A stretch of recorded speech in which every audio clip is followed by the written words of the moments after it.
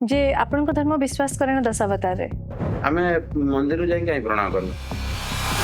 बाबा जेबे आपण सन्यास ग्रहण कले आपण आपणक मांक ठारू परमिशन आनिथिले जार पूर्व भाग्य थिबो ता पुत्र साधु संगे बसिबो। सन्यास ना कर्म जदि 150 कोटी लोक समस्ते महिमा धर्म ग्रहण कले और समस्ते सन्यासी हो गए संसार चलो केमती आपण एठी त्रिदेवंक ना नेले हाँ। किंतु आपण महिमा धर्म रे ना ब्रह्मा एक्जिस्ट करछन ना विष्णु ना महादेव 33 कोटी रे आख्या दिया जाइछि आज्ञा किंतु आमे दुई जण देवता को हम देखि परुछु आखिरे सूर्य और चंद्र को कहउछन सूर्य चंद्र को हम देखि परुछु जे जातिवाद विरुद्ध रे एते बड़ स्वरोत्तोलन काहे की महिमा धर्म सारा पृथ्वी सारा प्रचार प्रसार हेलानी किंतु संख्या गरिष्ठ हेउना महिमा धर्म रे भी विनाश घटिबो। मूर्ति पूजन संपूर्ण विरोध केमती करें महाविष्णुंकर स्वरूप अनंत स्थान में शोचंदी गोटे मूर्ति आपण मुंडिया मारतु आप केमती मारिबेनि बाबा आपणकर कामटा मो पाखरे अछि आज्ञा से पिलाटा बापू जाई समय नष्ट करया कोन आवश्यक आ जने कुंभी पट पकल धारण करना पर सन्यासी कारण आपण डायरेक्टली ईश्वर को पूजा करंतु गुरु पाखु कहीं जीवे गुरु हेले सर्वश्रेष्ठ गुरु बतई देले ये होउनी परमात्मा बोली कि जानिया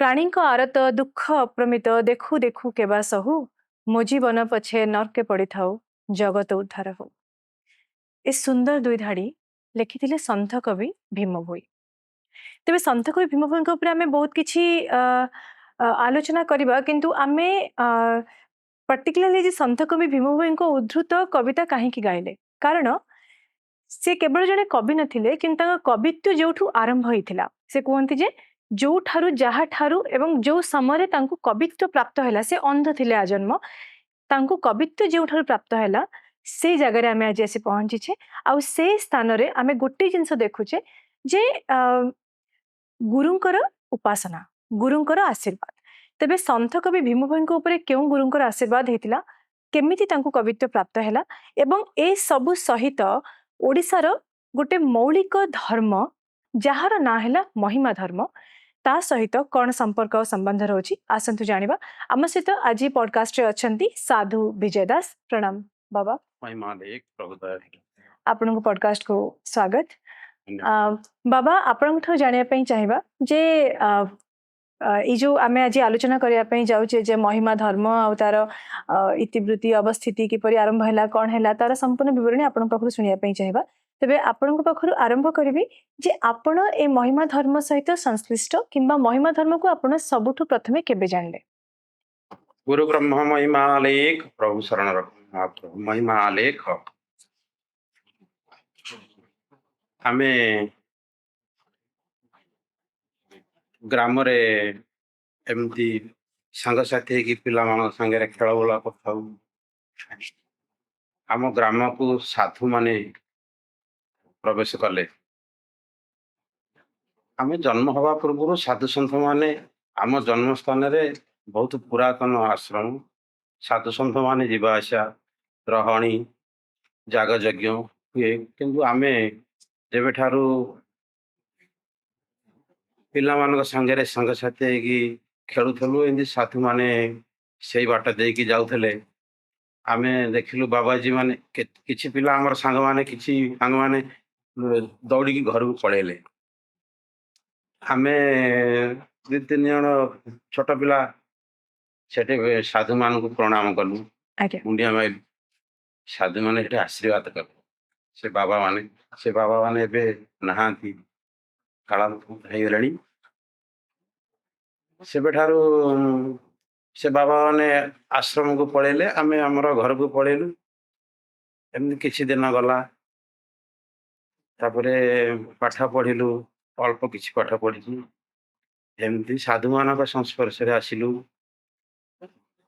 टुंगी रे जले बालेरा भी प्रसाद पाइया कि सकाळु खंजणी बाजिले ए खंजणी नाद सुबिला मादरे के आम मन रे गोटे उत्साह अछे आज टुंगी रे खंजणी बाजिलानी बाबा माने सब आछंती काली सकाळु भोग खाइबा जीवा मुंडिया मारिबा साधु मानकर आशीर्वाद नवा ये मनोभाव आम सांग पिला मान पिला हाथ कथबार्ता हो सका उठला मात्र के ଗିନା ଗୋଟେ ଗୋଟେ ଧରିକି ଟୁଙ୍ଗିକି ଧାଇଁବାର ଆଉ ଯାଇକି ସାଧୁମାନଙ୍କୁ ମୁଣ୍ଡିଆଟେ ଲେଖେ ମାରିବୁ।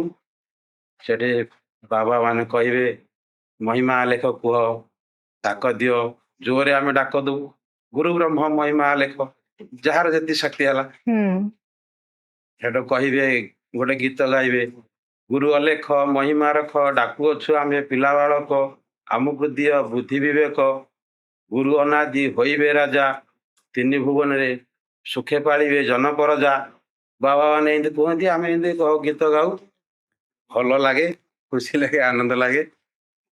ସେଠୁ ବାବା ମାନେ ସବୁ ଚୁଡ଼ା ପ୍ରସାଦ, କେତେବେଳେ ବୁନ୍ଦି ପ୍ରସାଦ ହେଇଥିବ, ସବୁ ଆମ ମାନଙ୍କୁ ଭକ୍ତମାନେ ଥିବେ ବାଣ୍ଟିବେ। ହୁଁ ମହିମା ଲେଖ ଡାକ ଦେଇକି ଏଠୁ ଯିଏ ଯାହାର ଘରକୁ ଧାଇଁବୁ ଆଉ। କିନ୍ତୁ ସଦାବେଳେ ଗୋଟେ ଲକ୍ଷ୍ୟ ଥାଏ, ବାବା ମାନେ ଆମ ଗାଁକୁ କୋଉଦିନ ଆସିବେ ଆଚ୍ଛା ଭୋଗ ଖାଇବା। ଆଉ ଯୋଉ ଠୋଲାରେ ଖାଆନ୍ତି ସାଧୁ ମାନେ, ବାବା ମାନେ ଯୋଉ କଦଳୀ ପତ୍ରରେ ଠୋଲା କରିକି, ତାଙ୍କ ସାଙ୍ଗରେ ଖାଇବାକୁ ଭଲ ଲାଗେ, ତାଙ୍କ ସାଙ୍ଗରେ ବସିବାକୁ ଏମିତି ଭଲ ଲାଗେ, ଯିବା ଆସିବା ହୁଏ, ସଂସ୍ପର୍ଶରେ ଆସେ। ସମୟାନ୍ତରରେ ଆପଣ ସେଠୁ ପୁଣି ସେ ବାବା ମାନଙ୍କ ସଂସ୍ପର୍ଶରେ ଆସିଲି। ଏମିତି ଦିନଙ୍କର ପଳେଇ ଆସିଲି, ଜୋରନ୍ଦା ପଳେଇ ଆସିଲି ଆଉ। ଜୋରନ୍ଦା ଆସିକି ଈଶ୍ୱର ଚନ୍ଦ୍ର ବାବାଙ୍କ ପାଖରେ ନଣ୍ଡିତ ମସ୍ତକ ହେଇକି କପଡା ଟେକିଲି, ବସ୍ତ୍ର ଦୀକ୍ଷା ଗ୍ରହଣ କଲି। କାଳକ୍ରମେ ମୋର ଶରୀର ଅସୁସ୍ଥ ହେଲା, ବାବା ଆଦେଶ କଲେ তুমি ଯାଅ ସୁସ୍ଥ ହେଇକି ଆସିବେ।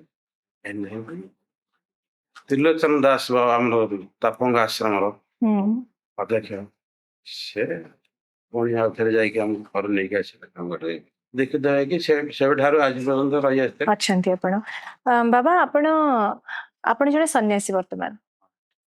ମହିମା ଧର୍ମରେ ଦୁଇ ପ୍ରକାର ସନ୍ନ୍ୟାସ ଅଛି, ଗୋଟେ ଅବଧୂତ ସନ୍ନ୍ୟାସ, ଗୋଟେ ଗୃହୀ ସନ୍ନ୍ୟାସ। ଆପଣ ସନ୍ନ୍ୟାସୀ ନୁହଁ, ସେମାନେ ଗୃହସ୍ଥ ଭକ୍ତ, ସେମାନେ ଗୃହସ୍ଥ ଭକ୍ତ, ଆପଣ ଅବଧୂତ ସନ୍ନ୍ୟାସ। ହଁ, ଆମର ହେଲା ପର ସନ୍ନ୍ୟାସୀ ଆଉ ଅପର ସନ୍ନ୍ୟାସୀ। ଆଜ୍ଞା ଯୋଉମାନେ ଏଇ ବସ୍ତ୍ର କପଡା କୌପୁନି ଧାରଣ କରିଥାନ୍ତି, ସେ ହେଲେ ପର ସନ୍ନ୍ୟାସୀ। ଆଉ ଜଣେ କୁମ୍ଭୀ ପଟ ପକଳ ଧାରଣ କରିଥାନ୍ତି, ପର ସନ୍ନ୍ୟାସୀ। ଯୋଉମାନେ ଗୃହରେ ରହିଲେ ସେମାନେ ହେଲେ ଭକ୍ତ। ଆଜ୍ଞା ପ୍ରଥମେ ପ୍ରଭୁଙ୍କୁ ଭକ୍ତି କରିବା, ଆମେ ଆଜ୍ଞା ମହାପ୍ରଭୁଙ୍କୁ ଭକ୍ତି କରିବା, ଗୃହରେ ରହିକି ଭକ୍ତି ହୋଇକି ରହିବା।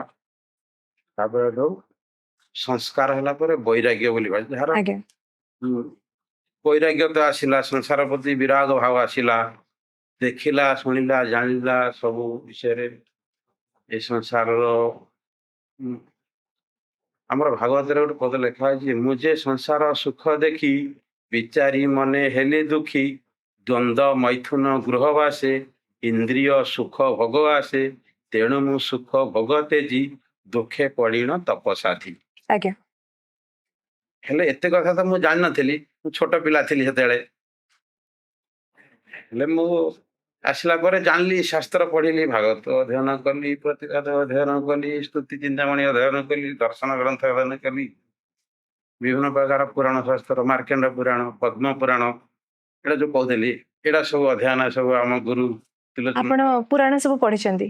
କିନ୍ତୁ ଏଇଟା ବାବା ଆପଣଙ୍କ ଧର୍ମ ସହିତ ଗୋଟେ କଣ୍ଟ୍ରାଡିକ୍ସନ ନୁହେଁ, ଯେମିତି କି ଆପଣଙ୍କ ଧର୍ମ କେବେ ବି କୁହେ ନା ଯେ ଆପଣଙ୍କ ଧର୍ମ ବିଶ୍ୱାସ କରେ ନା ଦଶାବତାରରେ। ନାଇଁ ନାଇଁ, 10 ଅବତାର ଆପଣ ଶ୍ରୀରାମ ମନ୍ଦିରରେ ଯାଇ ହାତ ଯୋଡ଼ିବେ କି ବାବା? ନାଇଁ, ଆମର ଗୋଟେ ଅଛି, ଗୀତାର ଗୋଟେ ଶ୍ଲୋକ ଅଛି, ଆତ୍ମା ରାମାୟ ଶାନ୍ତାୟ ନିବୃତ୍ତି ଦୈତ୍ୟ ଦୁଷ୍ଟାୟ। ଆଜ୍ଞା ଆମେ ରାମଚନ୍ଦ୍ର କୁ ଗ୍ରହଣ କରିବୁ। ରାମଚନ୍ଦ୍ରଙ୍କର ଯୋଉ ତାଙ୍କ ପାଖରେ ଗୁଣ, ତାଙ୍କ ପାଖରେ ମର୍ଯ୍ୟାଦା ପୁରୁଷ ବୋଲି ତାଙ୍କୁ କୁହାଯାଇଛି।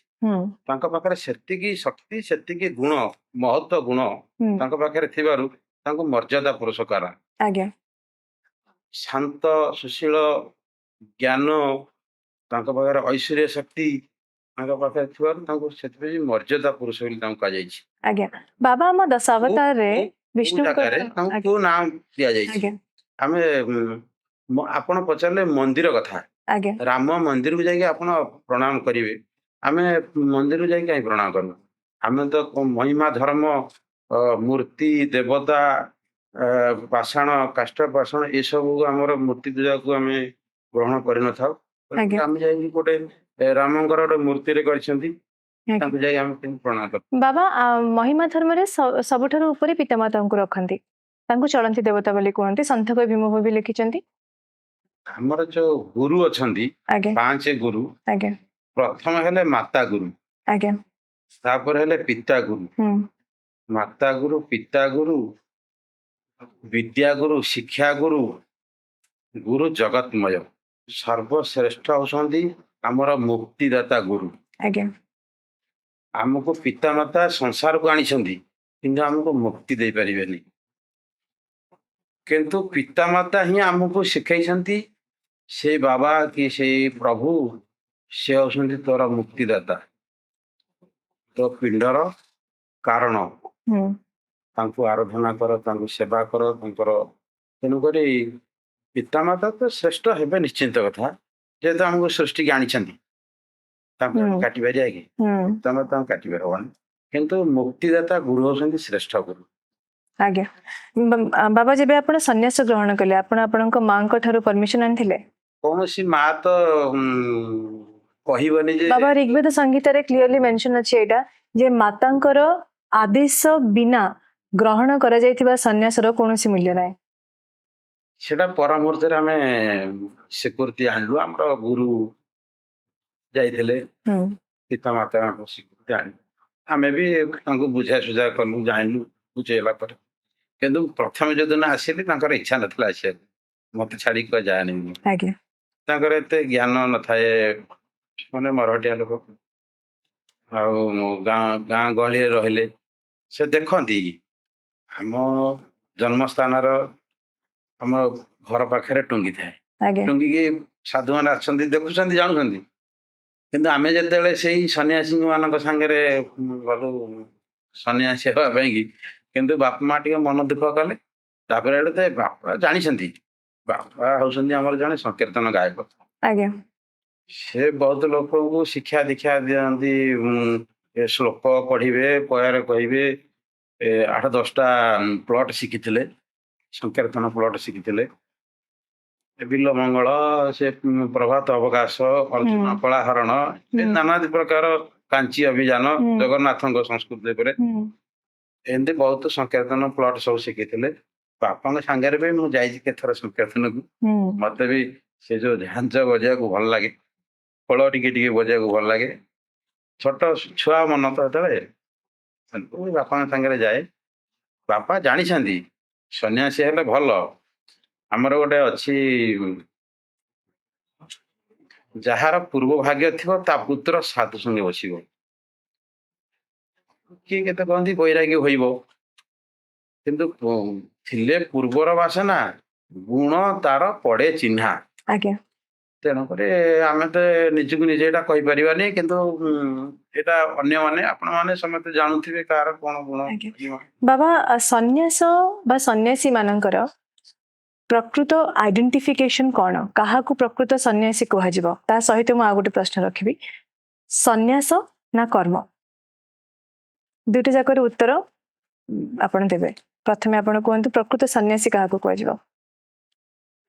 ପ୍ରତ୍ୟେକ ଜିନିଷକୁ ଯିଏ ନ୍ୟାସ କରିଥାଏ ସେ ହେଲା ସନ୍ନ୍ୟାସ। ତାଙ୍କର କୌଣସି କାମନା ବାସନା ଲୋଭ ମୋହ ପଞ୍ଚତତ୍ଵ ପଞ୍ଚଭୂତ ପ୍ରତ୍ୟେକ ଜିନିଷକୁ ଯିଏ ଆୟତ୍ତ କରି ରଖିଥାଏ, ପ୍ରତ୍ୟେକ ଇନ୍ଦ୍ରିୟକୁ ଯିଏ ଆୟତ୍ତ କରି ରଖିଥାଏ, ସବୁ ଜିନିଷକୁ ଯିଏ ନ୍ୟାସ କଲା ସେ ହେଲା ସନ୍ନ୍ୟାସ।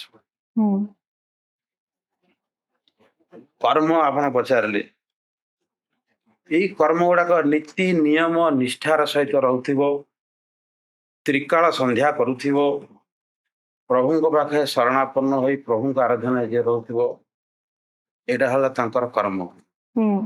ନୀତି ନୈତିକ ରାତି 3ଟାରୁ ଉଠିବା, ସ୍ନାନ ଶୌଚ ସାରି ପ୍ରଭୁଙ୍କ ପାଖରେ ଅଷ୍ଟାଙ୍ଗ ଯୋଗରେ ସାଷ୍ଟାଙ୍ଗ ପ୍ରଣିପାତ ହୋଇ ପ୍ରଭାତ ଅବକାଶ, ପ୍ରଭୁ ନାମ ଭଜନ, ଧ୍ୟାନ, ଧାରଣା, ଯମ, ନିୟମ ଏରା ସବୁ କରୁଥିବେ।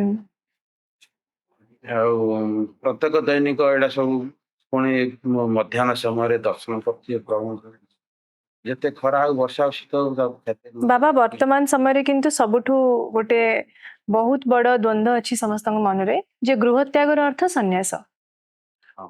ସନ୍ନ୍ୟାସର ପ୍ରଥମ ମାର୍ଗ ହେଲା ଘର ତ୍ୟାଗ କରିଦିଅ, ବସନ ତ୍ୟାଗ କରିଦିଅ, ଶୃଙ୍ଗାର ତ୍ୟାଗ କରିଦିଅ, ଆହାର ତ୍ୟାଗ କରିଦିଅ, ଏଇ ଜିନିଷ ଗୁଡା ତ୍ୟାଗ କରିଦିଅ ଯୋଉଟା କି ପଞ୍ଚଭୂତରେ ଆମ ପଞ୍ଚତତ୍ୱକୁ ବଞ୍ଚେଇକି ରଖିଛି, ତାକୁ ତ୍ୟାଗ କରିଦିଅ, ସେଟା ସନ୍ନ୍ୟାସ।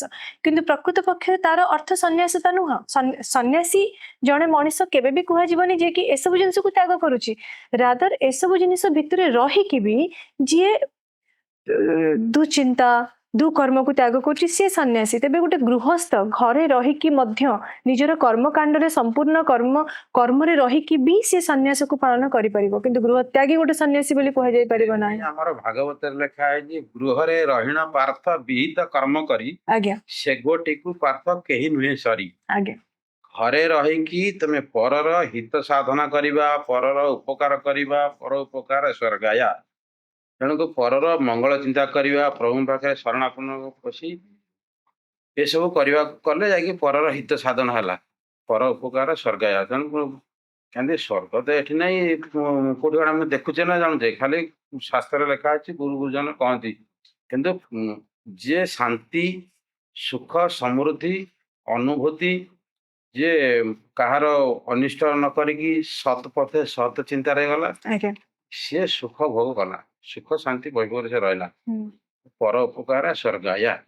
ଆଜ୍ଞା ଶ୍ରୀମଦ୍ ଭଗବତ ଗୀତାରେ ଲେଖା ହେଇଛି ଯେମିତି ସୁଖେଷୁ ନ ବିଘ୍ନମନା ଦୁଃଖେଷୁ ବିଗତ ସ୍ପୃହ ବିତରାଗ ଭୟ କ୍ରୋଧ ସ୍ଥିତି ମୁନିରୁଚ୍ୟତେ। ବାବା ଆଉ ଗୋଟେ ପ୍ରଶ୍ନ ଆପଣଙ୍କୁ କରିବି ଯେ ଆପଣ ବର୍ତ୍ତମାନ ଦେଖନ୍ତୁ ମହିମା ଧର୍ମରେ ଯୋଉମାନେ ଦୀକ୍ଷିତ ଅଛନ୍ତି ସେମାନେ ସମସ୍ତେ ସନ୍ନ୍ୟାସୀ, ମ୍ୟାକ୍ସିମମ୍ ଅଫ୍ ଦେମ୍ ସର୍ବାଧିକ ସେମାନେ ସନ୍ନ୍ୟାସୀ, ସେମାନେ ସନ୍ନ୍ୟାସ ଗ୍ରହଣ କରିଛନ୍ତି, ସବୁ କିଛି ତ୍ୟାଗ କରିଛନ୍ତି।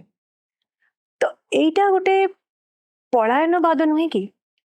ଆପଣ ଭାବନ୍ତୁ ଯଦି ସମ୍ପୂର୍ଣ୍ଣ ଭାରତ ବର୍ଷରେ 150 କୋଟି ଲୋକ ଆପଣ ମାନେ ପ୍ରତି ଗାଁକୁ ଗାଁ ଯାଉଛନ୍ତି, ମହିମା ଧର୍ମର ପ୍ରଚାର ପ୍ରସାର କରୁଛନ୍ତି, ଯଦି 150 କୋଟି ଲୋକ ସମସ୍ତେ ମହିମା ଧର୍ମ ଗ୍ରହଣ କଲେ ଆଉ ସମସ୍ତେ ସନ୍ନ୍ୟାସୀ ହେଇଗଲେ ସଂସାର ଚଳିବ କେମିତି?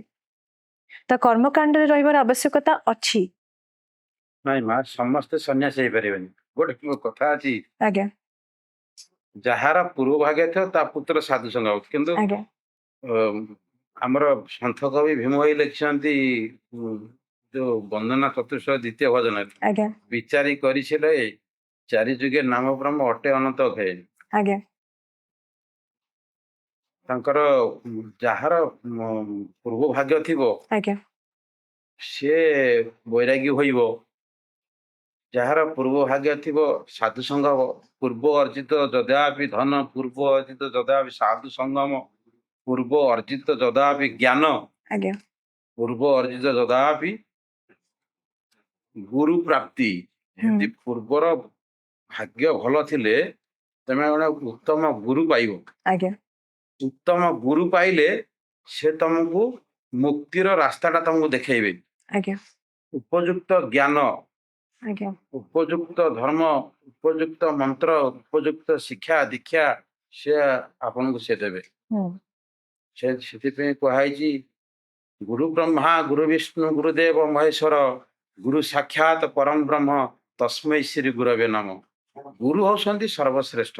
ବାବା ଏଇଠି ତ ଗୋଟେ ଆନୋମଲି ରହିଲା, ଆପଣ କହୁଛନ୍ତି ଗୁରୁ ବ୍ରହ୍ମା ଗୁରୁ ବିଷ୍ଣୁ ଗୁରୁ ଦେବ ମହେଶ୍ୱର, ଆପଣ ଏଠି ତ୍ରିଦେବଙ୍କ ନାଁ ନେଲେ, କିନ୍ତୁ ଆପଣଙ୍କ ମହିମା ଧର୍ମରେ ନା ବ୍ରହ୍ମା ଏକ୍ଜିଷ୍ଟ କରୁଛନ୍ତି ନା ବିଷ୍ଣୁ ନା ମହାଦେବ, କିନ୍ତୁ ଆପଣଙ୍କର ଧର୍ମରେ କେବଳ ଗୁରୁ ଏକ୍ଜିଷ୍ଟ କରୁଛନ୍ତି।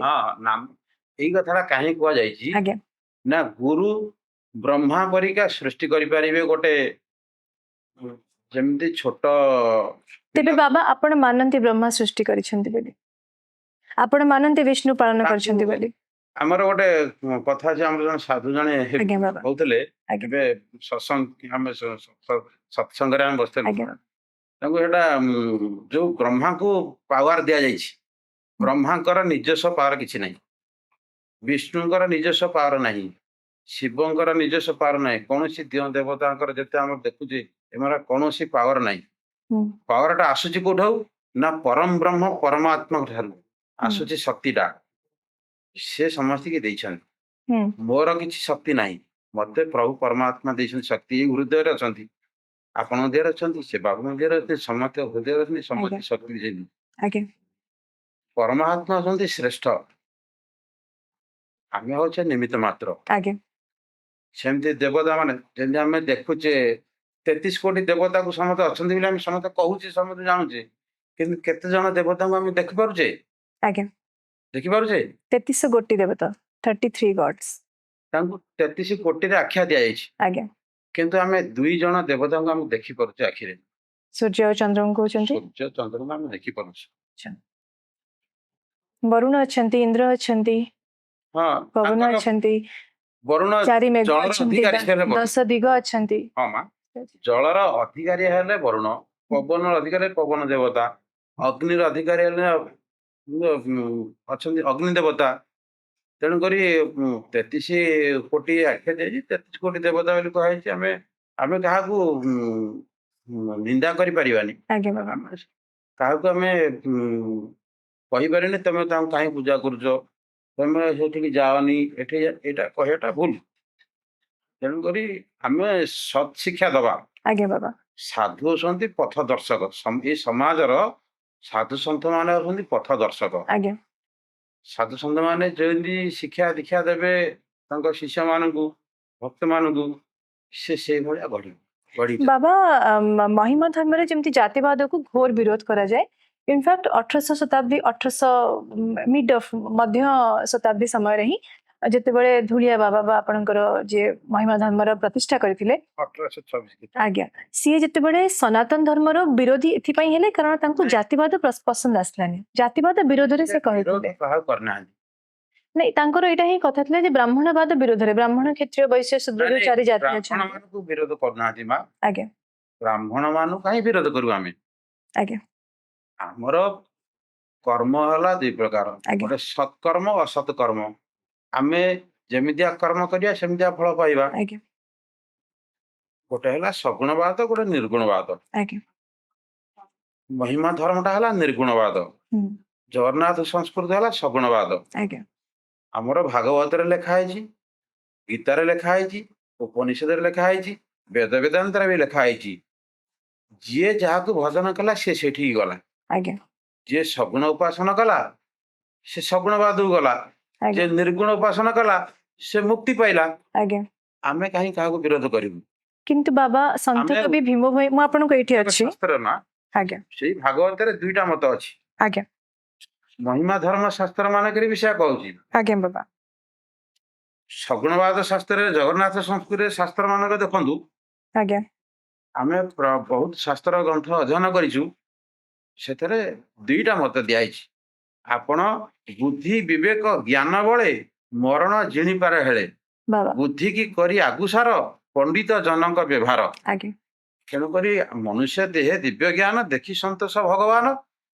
ତେଣୁକରି ଆମ ହୃଦୟରେ ପରମାତ୍ମା ଅଛନ୍ତି, ବୁଦ୍ଧି ବିବେକ ଜ୍ଞାନ ସବୁ ଦେଇଛନ୍ତି। ଆମେ ସତ୍ କର୍ମ କୋଉଟା, ଅସତ୍ କର୍ମ କୋଉଟା, ଆଜ୍ଞା କଣ କର୍ମ କଲେ ଆମେ କୋଉଠିକି ଗତି ହବ ଆମର।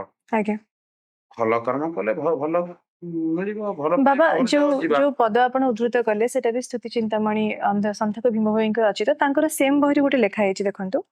36 କୂଳ ଯେ 52 ପାଟକ ଜାତି ବୋଲାଯାଏ ନାହିଁ, ପାଣି ଅନ୍ତର ପାଟକ ସିନା ଏହୁ ଆଉ କିଛି ହିଁ ନଥାଏ।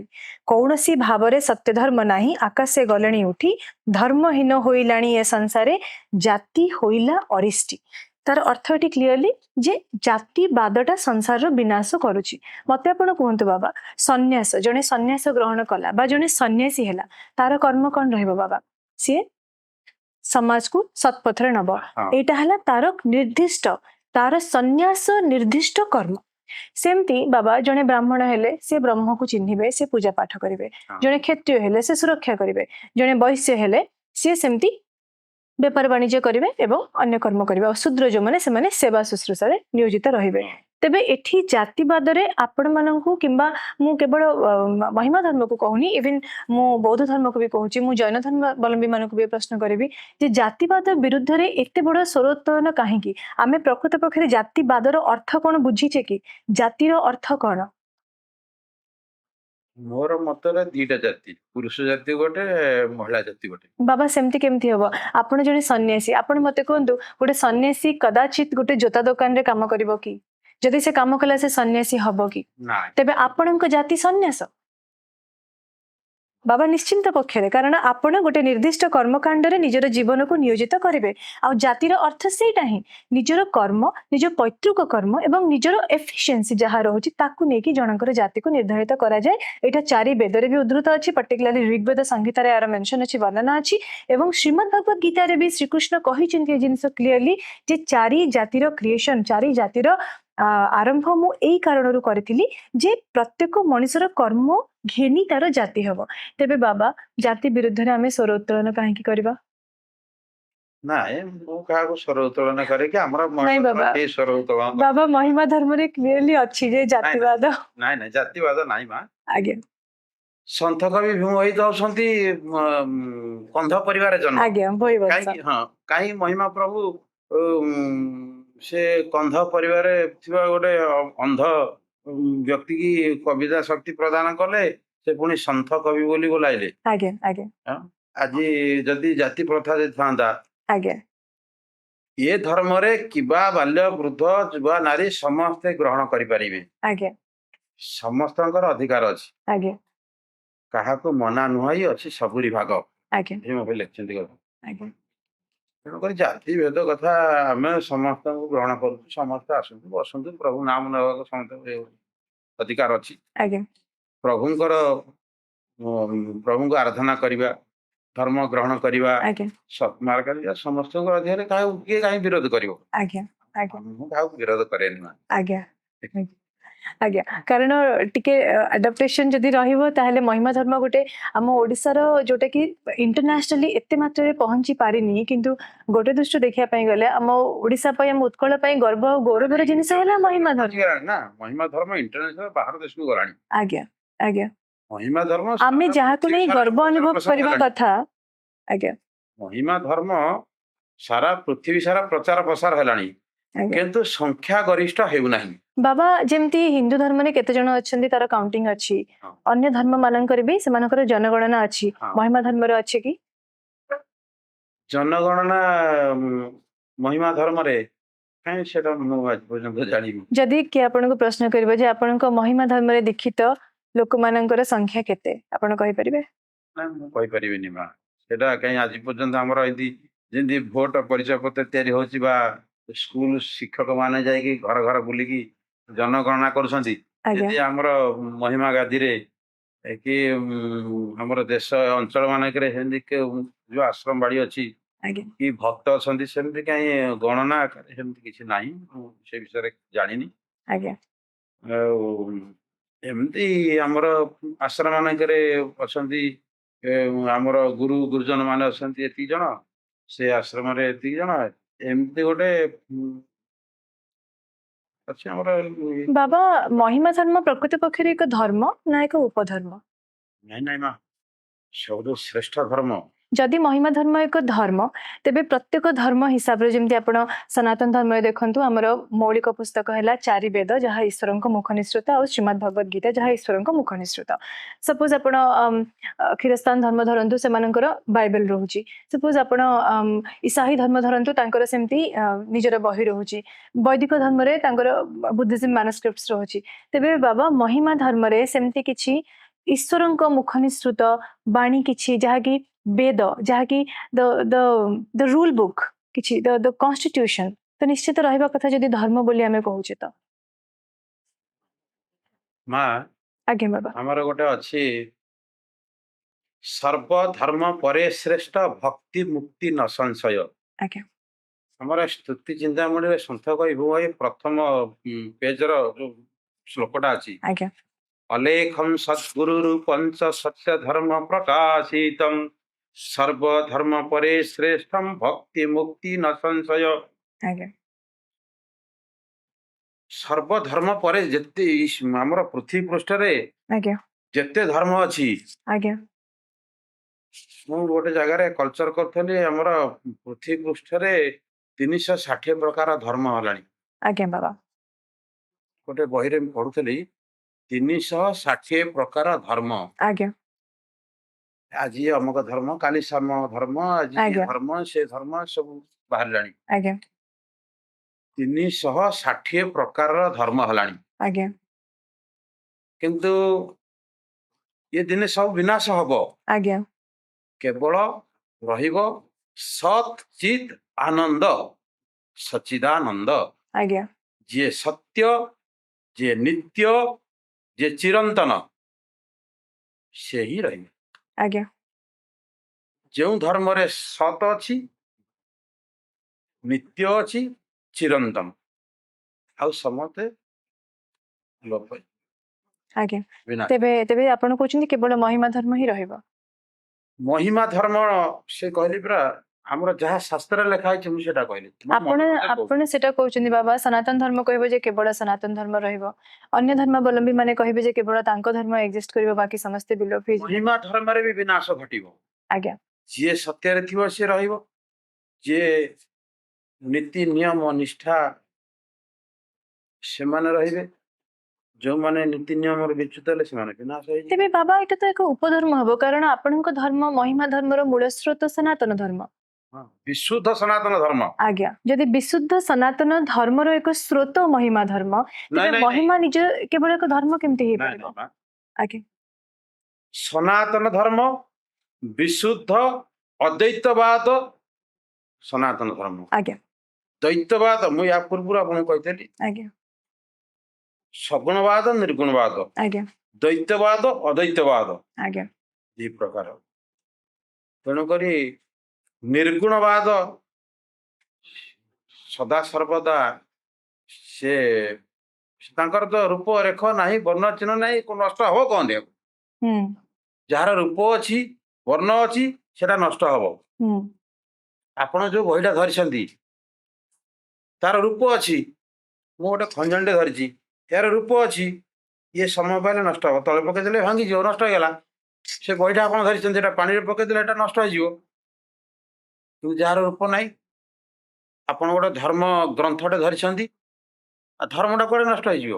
ହୁଁ ଧର୍ମର ବିନାଶ ନାହିଁ କି ନଷ୍ଟ ହବନି। ଧର୍ମ ଆଜ୍ଞା ସଦାବେଳେ ସତ୍ୟ, ନିତ୍ୟ, ଚିରନ୍ତନ। ଆଜ୍ଞା ବାବା, ଆପଣ ଶୈବ ଶାକ୍ତ ପରମ୍ପରା, ଗଣପତ୍ୟ ପରମ୍ପରା, ଯେମିତିକି ପ୍ରତ୍ୟେକ ଦେବଙ୍କୁ ନେଇ ଗୋଟିଏ ଧର୍ମର ସଂରଚନା ହେଇଛି, ଆପଣ କହିପାରିବେ ଉପଧର୍ମର ସଂରଚନା ହେଇଛି ସନାତନ ଧର୍ମରେ। ଯେମିତିକି ଶିବଙ୍କୁ ମାନୁଥିବା ବ୍ୟକ୍ତିବିଶେଷଙ୍କୁ କୁହାଯାଏ ଶୈବ, ବିଷ୍ଣୁଙ୍କୁ ମାନୁଥିବା ବ୍ୟକ୍ତିବିଶେଷଙ୍କୁ କୁହାଯାଏ ବୈଷ୍ଣବ, ଶକ୍ତିଙ୍କୁ ମାନୁଥିବା ବ୍ୟକ୍ତିବିଶେଷଙ୍କୁ ଶାକ୍ତ, ଗଣପତିଙ୍କୁ ମାନୁଥିବା ବ୍ୟକ୍ତିବିଶେଷଙ୍କୁ ଗଣପତ୍ୟ। ସେମିତି ସେଥିରୁ ଯୋଉ ଟିକେ ଆଗକୁ ଯାଇକି ଅନ୍ୟ ଧର୍ମାବଲମ୍ବୀ ମାନେ କ୍ରିଏଟ କଲେ, ଯେମିତିକି ବୌଦ୍ଧ ଧର୍ମ, ଜୈନ ଧର୍ମ, ଏବଂ ତାପରେ କିଛି ବିୟଣ୍ଡ ସନାତନ ଧର୍ମରୁ ବି କିଛି ଧର୍ମ ଆସିଲେ, ଯୋଉମାନେ କି ବର୍ତ୍ତମାନ ବି କରେଣ୍ଟ ଟାଇମରେ ଏକ୍ଜିଷ୍ଟ କରୁଛନ୍ତି। ବାବା, ମୋର ଗୋଟେ ପ୍ରଶ୍ନ ରହିବ ଯେ ପ୍ରକୃତ ପକ୍ଷରେ ଯଦି ସବୁର ମୂଳ ସ୍ରୋତ ସନାତନ ଧର୍ମ ରହୁଛି, ଆଉ ସନାତନ ଧର୍ମରେ ମୂର୍ତ୍ତି ପୂଜନକୁ କୌଣସି ପ୍ରକାରରେ ବାରଣ କରାଯାଏ ନାହିଁ, ବରଂ ଜଷ୍ଟିଫାଏ କରାଯାଇଛି ଯେ ଆମେ ମୂର୍ତ୍ତି ଭିତରେ ଈଶ୍ୱରଙ୍କୁ ଦେଖୁନାହୁଁ, ବରଂ ଈଶ୍ୱରଙ୍କର ସ୍ୱରୂପକୁ ଆମେ ତାଙ୍କ ଆଗରେ ମଥାନତ କରି ପୂଜା କରୁଛୁ। ଆମେ ତାଙ୍କୁ ଈଶ୍ୱର ବୋଲି କହୁନୁ, ଆମେ କହୁଛୁ ଯେ ସେଟା ଈଶ୍ୱରଙ୍କର ସ୍ୱରୂପ, ବିଗ୍ରହ ସେମିତି ଈଶ୍ୱରଙ୍କ ସ୍ୱରୂପ। ଯଦି ଆପଣଙ୍କ ଧର୍ମରେ ବି ଆଦ୍ୟ ସ୍ରୋତ ସନାତନ ଧର୍ମ, ଆଉ ଯଦି ଆପଣ କହୁଛନ୍ତି ଯେ ପିତା ମାତାଙ୍କର ବାଣୀ ସର୍ବଶ୍ରେଷ୍ଠ, ତେବେ ଡେଫିନେଟଲି ଆପଣଙ୍କ ପିତା ଓ ମାତା ମଧ୍ୟ ଆପଣଙ୍କୁ ସନାତନ ଧର୍ମ ବିଷୟରେ ଶିକ୍ଷା ଦେଇଥିବେ। ଆପଣ ତାଠୁ ଊର୍ଧ୍ୱକୁ ଯାଇକି ମୂର୍ତ୍ତି ପୂଜନର ସମ୍ପୂର୍ଣ୍ଣ ବିରୋଧ କେମିତି କରିପାରିଲେ? ଗୋଟେ ଉଦାହରଣ ଦେଇ ମା, ଆଜ୍ଞା ଗୋଟେ ଆମେ ଛୋଟ ଥିଲେ, ଆଜ୍ଞା ପ୍ରଥମ କ୍ଲାସରେ ପାଠ ପଢିଲେ, ଆଜ୍ଞା ପ୍ରଥମ କ୍ଲାସ ଯିବା ପୂର୍ବରୁ ଆମକୁ ଘରେ କଣ କରିଥିଲେ? ଗୋଟେ ଖଡି ଖଣ୍ଡେ ଧରିକି ଗୋଟେ ସ୍ଲେଟ ଦେଇକି ଆମକୁ ଶୂନ ବୁଲା ବୋଲି କହିଥିଲେ। ଆଜ୍ଞା ଆମେ କଣ କହିଲେ? ଶୂନ ବୁଲେଇଲେ। ବ୍ରହ୍ମା ବିଷ୍ଣୁ ମହେଶ୍ୱର। ନାଇଁ ନାଇଁ, ପ୍ରଥମେ ଗୋଟିଏ ଶୂନ ବୁଲେଇଲେ, ଆଜ୍ଞା ତା ପାଖରେ 3ଟା ଶୂନ ବୁଲେଇଲେ। ଆଜ୍ଞା ପ୍ରଥମେ ଆମକୁ 3ଟା ଶୂନ ଆମକୁ ଜାଣିଛେ କି? ହୁଁ ଆମକୁ ଖଡି ଖଣ୍ଡେ ଦେଲେ, ଗୋଟେ ସିଲେଟ ଦେଲେ। ହୁଁ ମା କଣ କଲା? ହାତ ଧରିକି ଆଗ ଗୋଟିଏ ଶୂନ ବୁଲେଇଲେ ଆଗେ ହୁଁ ସେ ସିଲଟ ଉପରେ, ହୁଁ ପ୍ରଥମେ ଶୂନଟେ। ହୁଁ ସେ ଶୂନର ଅର୍ଥ କଣ? ହୁଁ ସେ ଶୂନର ଅର୍ଥ ହେଲା ବ୍ରହ୍ମାଣ୍ଡ। ହୁଁ ଏଇ ଶୂନଟା ହେଲା ବ୍ରହ୍ମାଣ୍ଡ। ମା କଣ କଲା? ଆମେ ତ ଖଡିଟା ଧରିକି ବୁଲେଇ ପାରୁନଥିଲେ, ଆମେ କଣ ଜାଣିଛେ କି? ହୁଁ ତେଣୁକରି ମା ଆମର କଣ ଖଡିଟା ଆମ ହାତ ଧଇଲା, କରିକି ଗୋଟେ ସ୍ଲେଟ ଉପରେ ଏମିତି ଗୋଟେ ଶୂନଟେ ବୁଲେଇଲା ଆଗେ। ହୁଁ କଣ ନା ହାତ ବୁଲୁ ଆଗେ। ହୁଁ ମା କହିଲା, ତା ପାଖକୁ ଗୋଟେ ଯେତେବେଳେ ଆମେ ଖଡି ଛୁଆଁ କଲେ ସ୍କୁଲକୁ ନେଇକି ବାପା ମାଙ୍କୁ ନେଇ ଖଡି ଛୁଆଇଲେ ହୁଁ ସେ ସ୍କୁଲ ଶିକ୍ଷକ ଯା ପୂଜାରୀ ସେଠୁ କହିଲେ ଏଇଟା ହେଲା ଶୁନୁ ଶୁନୁ ଶୁନୁ। ୟାର ଅର୍ଥ ହେଲା ବ୍ରହ୍ମାଣ୍ଡ। ବ୍ରହ୍ମାଣ୍ଡ ଭିତରେ ଗୋଟେ ବିନ୍ଦୁଟେ ଅଛନ୍ତି। ସେ ଅନେକ କଥା ଭୀମ ଭୋଇ ଲେଖା ମୁଁ ଆଗକୁ ଆଲୋଚନା କରିବି। ଆଜ୍ଞା ସେ ତାପରେ ସେ ପୂଜାରୀ କଣ କଲେ 3ଟା ଶୂନ କଲେ ହୁଁ କି ନାଇଁ। ସେ ସେତେବେଳେ ଯୋଉ 3ଟା ଶୂନ ଦେଲା ବେଳେ ସେ କହୁଛନ୍ତି ଯେ ବ୍ରହ୍ମା ବିଷ୍ଣୁ ମହେଶ୍ୱର। ଆଜ୍ଞା ପ୍ରଥମେ ହେଲା 1 ହୁଁ ଶୂନଟା ହେଲା 1 ଠାରୁ ସୃଷ୍ଟି ହେଲା 3 ହୁଁ 3 ଠାରୁ ଅନେକ ସବୁ ସୃଷ୍ଟି ହେଲେ। ହୁଁ ପ୍ରଥମେ ହେଲା ପରମ ବ୍ରହ୍ମ ପରମାତ୍ମା ଯୋଉ ଗୋଟିଏ ଶୂନ ବସିଥିଲେ। ଆଜ୍ଞା ତା ପାଖକୁ ଯୋଉ 3ଟା ଶୂନ ହେଲେ ବ୍ରହ୍ମା ବିଷ୍ଣୁ ମହେଶ୍ୱର ହେଲେ। ଆଜ୍ଞା ବ୍ରହ୍ମାଙ୍କ ଠାରୁ ଅନେକ ସୃଷ୍ଟି ହେଲେ। ଆଜ୍ଞା ଜୀବ ଜନ୍ତୁ ଜଗତ ଗଛ ଲତା ମଣିଷ ପଶୁ ପକ୍ଷୀ ଆଦି। ସେମିତି ତା ପାଖକୁ ଆସିଲେ ବିଷ୍ଣୁ ଆସିଲେ। ତେଣୁକରି ବିଷ୍ଣୁ ଠାରୁ ଏସବୁ ତାଙ୍କର ପାଳନ କରିବା ପାଇଁ ତାଙ୍କୁ ଦାୟିତ୍ୱ ଦେଇଛନ୍ତି ପରମାତ୍ମା। ଆଜ୍ଞା ଶିବ ଆମେ ବୋଲି ଯାହାକୁ କହୁଛେ ଶଙ୍କର ତାଙ୍କୁ ଦେଇଛନ୍ତି ସଂହାର କରିବା ପାଇଁ। ବାବା କିଛି ଅଛି କି ଯେମିତି ଅଲେଖ ମହିମା ସच्ଚରିତ୍ର ହେଲା କି ଧର୍ମ ଉପରେ କିଛି ଉପନିଷଦ ଯୋଉଟା କି particularly ମହିମା ଧର୍ମକୁ ନେଇକି କିଛି ଉପନିଷଦ କିଛି ଗ୍ରନ୍ଥ କିଛି ବେଦ କିଛି ପୁରାଣ ଯାହାକି ମହିମା ଧର୍ମକୁ represent କରେ ସେମିତି କିଛି ଲେଖ୍ୟ ଆଲେଖ୍ୟ ଅଛି କି ତାଳପତ୍ର ପୋଥି କି କିମ୍ବା ଅଛି ତାଳପତ୍ର ଲେଖା ଅଛି। ଆଜ୍ଞା କିଏ ଲେଖିଛନ୍ତି ବାବା? ବହୁତ ସତ୍ସନ୍ଥ ମାନେ ଲେଖିଛନ୍ତି। ଭୀମ ଭୋଇଙ୍କର ଗ୍ରନ୍ଥାବଳୀ ଅଛି। ତାଳପତ୍ର ପୋଥି ଅଛି। ଆମେ ତ ତାଳପତ୍ର ପୋଥି ମୁଁ ପଢିନି କିନ୍ତୁ ଅଛି ବୋଲିକି ଶୁଣିଛି ଆମର ଗୁରୁଙ୍କ ଠାରୁ। ଆଜ୍ଞା ଆମ ଗୁରୁଙ୍କ ଠାରୁ ମୁଁ ଶୁଣିଛି ସନ୍ଥ କବି ଭୀମ ଭୋଇଙ୍କର ତାଳପତ୍ର ଗ୍ରନ୍ଥ ଅଛି। ଆଜ୍ଞା କିନ୍ତୁ ତାଳପତ୍ର ପୋଥି ମୋ ପାଖରେ ଏବେ ଅଛି। ହୁଁ ମୋ ପାଖରେ 5-6ଟା ଖଣ୍ଡେ ପୋଥି ଅଛି କିନ୍ତୁ ଅନ୍ୟ ଶାସ୍ତ୍ରର ଅଛି। ବାବା ପ୍ରତ୍ୟେକ ଧର୍ମର ଗୋଟେ ଧର୍ମ ଗ୍ରନ୍ଥ ଥାଏ। ମହିମା ଧର୍ମର ଧର୍ମ ଗ୍ରନ୍ଥ କୋଉଟା? ମହିମା ଇତିହାସ କହିବା ଗ୍ରନ୍ଥ, ମହିମା ପ୍ରତିବାଦ କହିବା ଗ୍ରନ୍ଥ, ମହିମା ଦର୍ଶନ ଗ୍ରନ୍ଥ, ହୁଁ ଉତ୍ତରାର୍ଧ ପୂର୍ବାର୍ଧ ମହିମା ଧର୍ମର ମା ଅନେକ ଗ୍ରନ୍ଥ ଅଛି। ଆମେ ଆଜି ପର୍ଯ୍ୟନ୍ତ ପଢିକି ଶେଷ କରିପାରିନୁ। ହୁଁ ମହିମା ଧର୍ମର ଯେତେ ଶାସ୍ତ୍ର ଗ୍ରନ୍ଥ ଅଛି ଆଜି ପର୍ଯ୍ୟନ୍ତ ଆମେ ତ ଆମ ଗୁରୁ ବି ପଢିକି ଶେଷ କରିନାହାନ୍ତି। ଆଜ୍ଞା ସିଏ ଅକଳନା ବାରାନୀତି ତାଙ୍କୁ କିଏ ସାରିବ? ଆଜ୍ଞା ଲେଖି ଲେଖି ବ୍ରହ୍ମା ବିଷ୍ଣୁ ମହେଶ୍ୱର ସରସ୍ୱତୀ ଗଣେଶ ଏମାନେ ସମସ୍ତେ ଲେଖି ଲେଖି ତାଙ୍କ ନାଁ ଶେଷକୁ ଲେଖି ପାରିଲେନି ସରିଲାଣି ଯେ ତାଙ୍କ ନାଁ ଅଲେଖ ଦେଲେ। ହୁଁ ଲେଖି ନ ପାରିଲା ନାମ ଦେଇଗଲେ ଅଲେଖ। ସେ ପ୍ରଭୁକୁ କେମିତି ଆମେ ଲେଖିବା?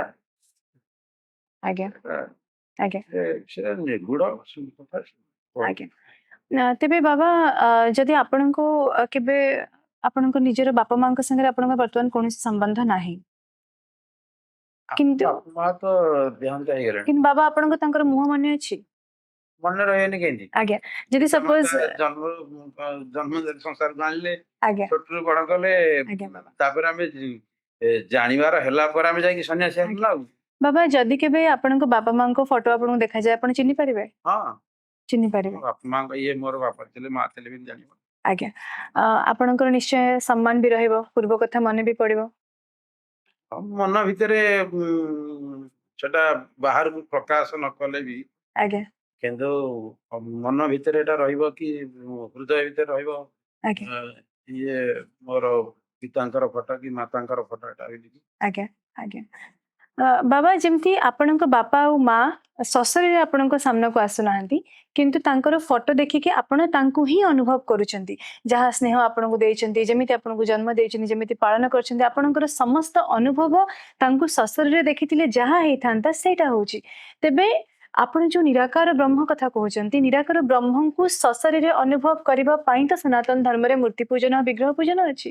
आउ दशावतार प्रथा प्रणाली मध्ये अछि जे ईश्वरको सीए निराकार ब्रह्म आपणकर अलेखଙ୍କୁ आसिकी सामने पहुंचीबार आवश्यकता नाही बरं तांकर विग्रह तांकर अवतार तांकर चाली चलन आचार व्यवहार दृष्टिकोण लेखा जायथिबा वेद पुराण ए सब साहित्य धर्मी तांकर अंश एवं गुण नहीं जन्म नहीं था अनेक साधु संत से माननको ही तो हमें पूजा करू तांकर चरण छु तांको आशीर्वाद नौ एटा ही तो कथा ସେଥିପାଇଁ ना ଆମେ ତ କାହାକୁ ବିରୋଧ କରୁନୁ ମା, आज्ञा ଆମେ ବିରୋଧ କରୁନୁ।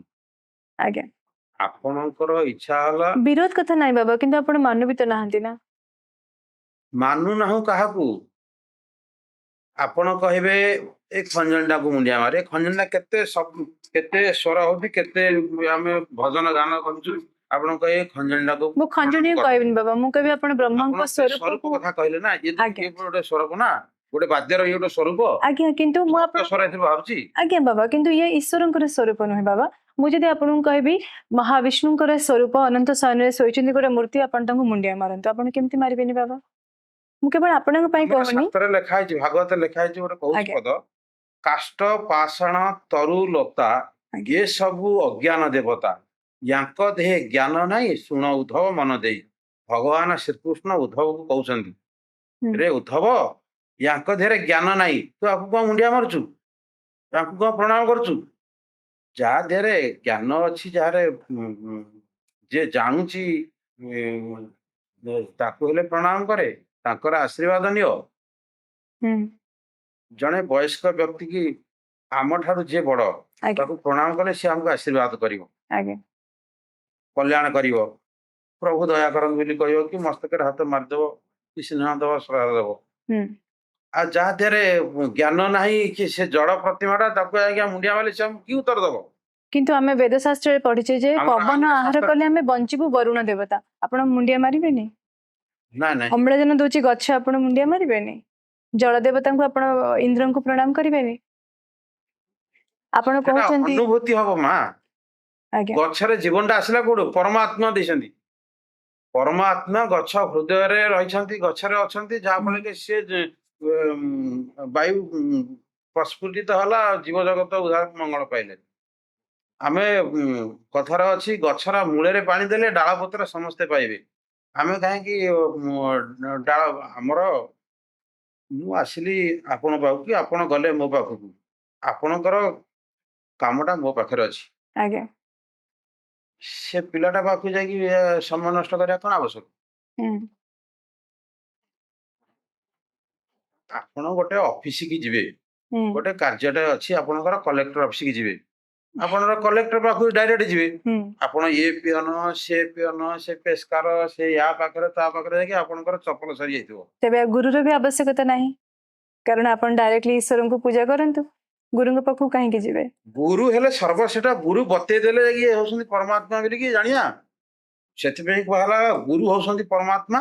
ହୁଁ ଆପଣଙ୍କୁ ଟିକେ ପୂର୍ବରୁ କହୁଥିଲି, ଗୁରୁ ବ୍ରହ୍ମା ଗୁରୁ ବିଷ୍ଣୁ ଗୁରୁଦେବ ମହେଶ୍ୱର, ଗୁରୁ ସାକ୍ଷାତ ପରମ ବ୍ରହ୍ମ, ଆଜ୍ଞା ମୁହିଁ ବସଇ ଗୁରୁ ଦେହେ ମୋବିନୁ ଗୁରୁ ଭିନ୍ନ ନୁହେଁ। ହୁଁ ରେ ମାନବ, ତୁ ମତେ ପୂଜା କରିବା ଦରକାର ନାହିଁ, ମୋ ପାଖରେ ଭୋଗ ଲଗାଇବା ଦରକାର ନାହିଁ, ମତେ ବସ୍ତ୍ର ଦରକାର ନାହିଁ, ଧୂପ କାଠି ଦବା ଦରକାର ନାହିଁ, ନଡିଆ କଦଳୀ ବାଡିବା କିଛି ଆବଶ୍ୟକ ନାହିଁ। ତୁମେ ତୁମର ଗୁରୁଙ୍କୁ ଉପାସନା କର।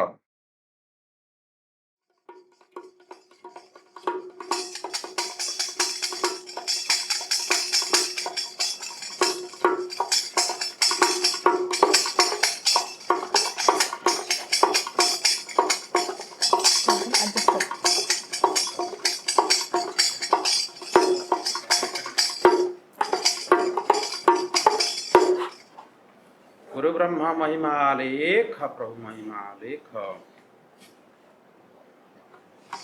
श्री गुरु स्वामी चरणे करुअछि स्तुति, श्री गुरु स्वामी चरणे करुअछि स्तुति, श्रीवंत पुरुष स्वामी हेड मो दुर्गति, साधु नाम आहे साधु नाम जी, शरण पशुछि पापी जीव जी,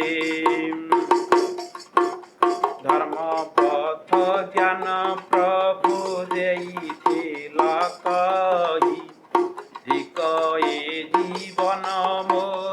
न पारिली धरी धरे थेले आहे धरे थेले जे धरणी रे पड़ी पाशरे ले जे रखिबे करता प्रभु श्रीरंगा अधर रंग पसरारे पड़ी हेली नार खार रख मोते आहे रख मोते जे रवि तले भाबु अछि तोते जे कଳି जुगे भस्म करा इव सर्व पाप अस्ति चर्म धरि प्रभु विजे जम्बू दीप रूप नाही आहे रूप नाही जे अरूपरू रूप प्रकाशई जे